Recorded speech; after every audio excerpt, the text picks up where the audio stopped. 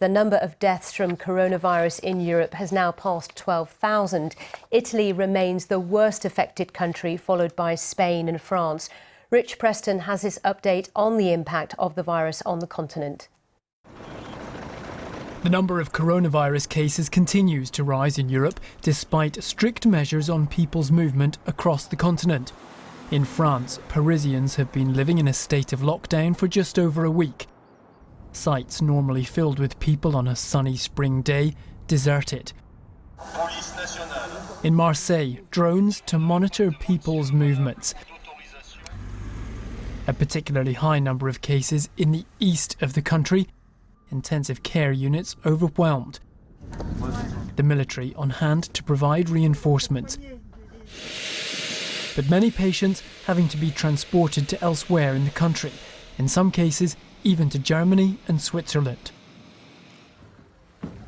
Officials in Italy said on Monday the country had seen 743 deaths in one 24-hour period, the second worst daily figure for the country, which has now had over 6,500 deaths. Here, in the northern town of Vertova, the highest concentration of infections and fatalities. The cemetery closed off to prevent gatherings and limit the spread of infection. Europe's second worst hit country, Spain, has called on NATO for humanitarian assistance after it reported its highest number of deaths in a single day, more than 500.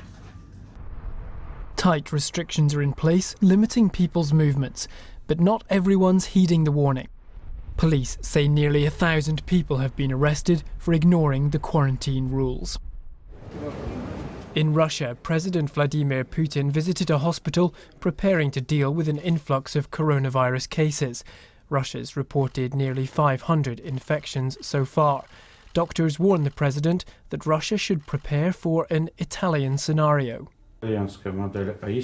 If we suddenly have the Chinese or the Korean scenario, and all this ends by April or May, doctors will be overjoyed.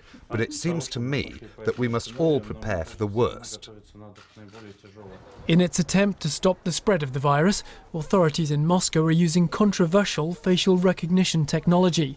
With thousands told to go into quarantine, the cameras are monitoring to make sure they do just that. Stay at home, don't enter the city. Rich Preston, BBC News.